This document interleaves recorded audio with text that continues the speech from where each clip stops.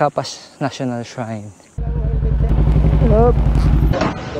Hindi po. Bawal lang daw yung naka-helmet. Napapaisip ako mag-adventure bike.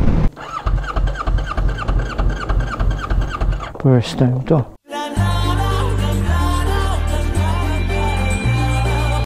Good morning! This is Bad Rider PH. Hindi tayo ngayon sa Espanya. Connect to NLEX. Punta tayo ng Pampanga. Since meron tayong errand na gagawin, sasabayan na natin ang ride yan. Welcome back to the vlog sa mga bagong balik. And sa mga bago na dito sa channel ko, sana huwag na kakalimutan mag-like and mag-subscribe. Pwede nyo na kayo follow sa Facebook at sa TikTok. Maride din sa wakas. So, kumpitin yung huling ride.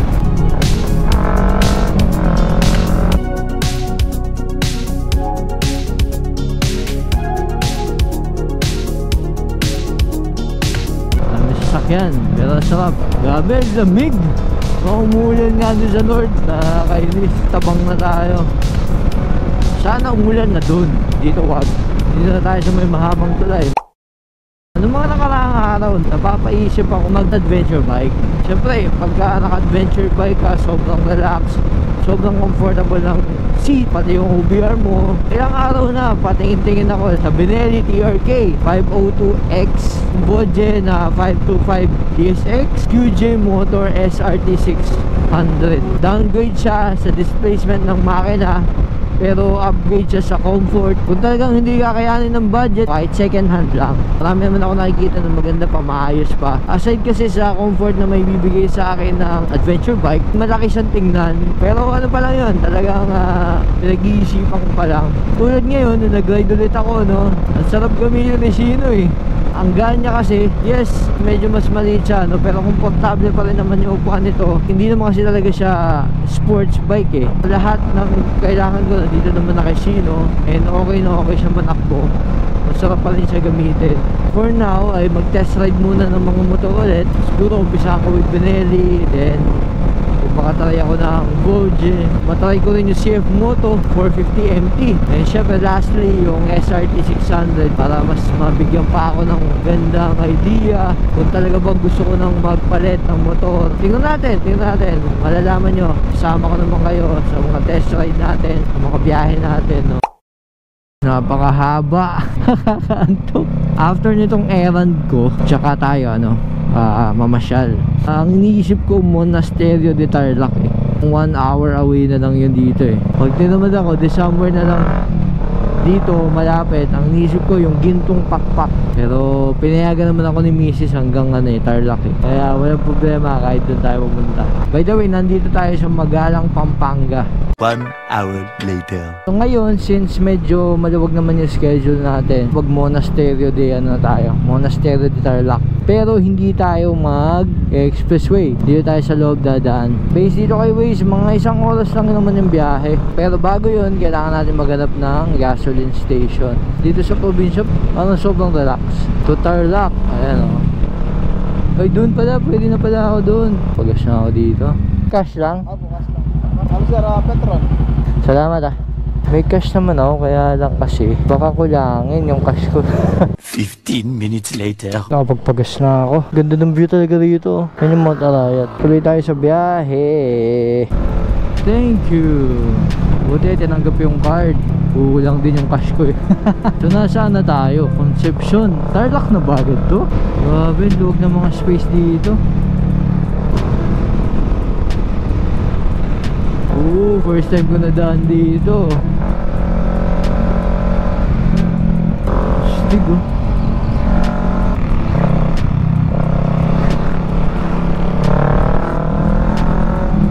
Sarap talaga sa probinsya. Dami lang palang bus dito. Sarap ng kalsada dito. Luluwag.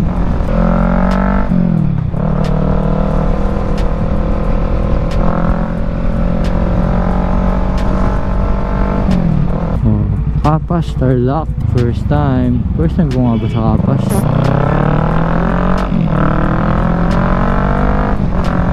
Capas Municipal Hall. Uy, kakaliwa pala ako dun. Ulit, back. Magpas ako. Pwede kaya magpicture? Pwede naman siguro. Pwede naman. 12 seconds later. Let's go. Papapicture na ako dito sa Capas Municipal Hall. Shoutout kay J4, taga Tarlac yun eh. Kung hindi kayo familiar sa kanya, check nyo yung kanyang YouTube channel. Napakalulupit ng mga videos yan, sobrang load yan. Layo pa tayo. To be honest, wala akong masyadong alam dito sa Tarlac. Bayan tayo today. Kanan MacArthur Highway, kaliwa kanan tayo. Nakikita niyo yun, yung parang ano doon no, monument. Nakita ko na to sa vlog before eh, kaya napasearch ako. Ayun, Capas National Shrine. Puntahan ko na kaya, no? Nakita ko lang eh, no? Pero gusto ko rin talagang puntahan yan. Tsaka ang ganda ng view dito, yung mga bundok, ayun, no?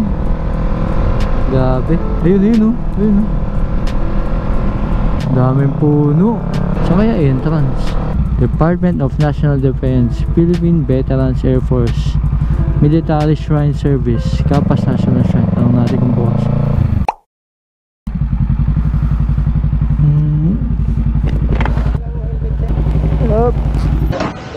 Hindi po. Paalam lang po.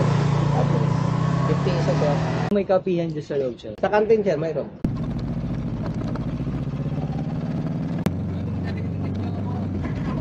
Bawal lang daw yung naka-helmet. Let's go.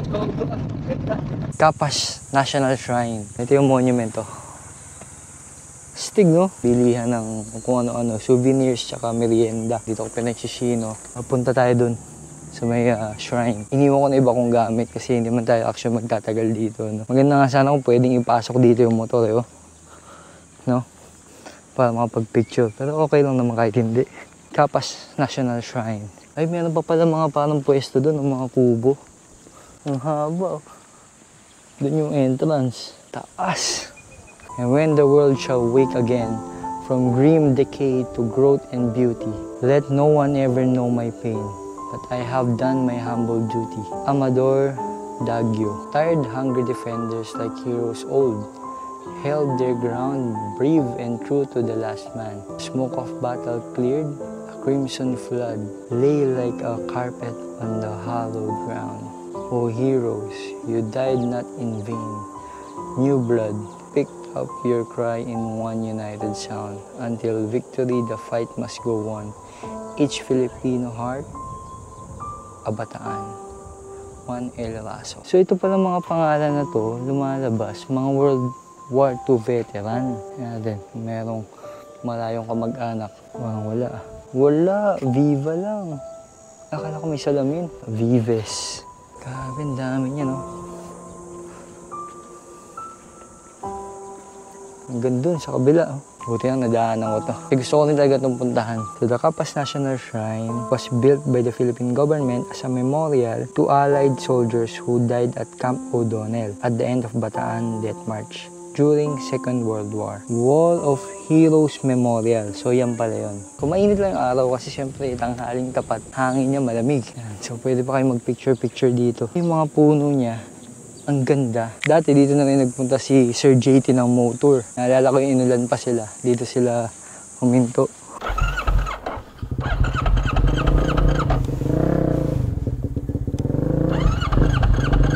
Ba?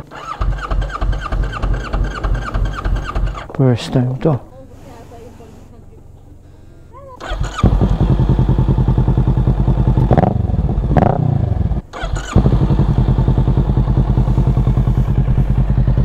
Pinakaba ako saglit ni Sino dun. Nala ko di mag-i-start eh. Nag-helmet na ako kasi palabas naman na ako. Next time na tayo magmo-monasteryo. Let's go!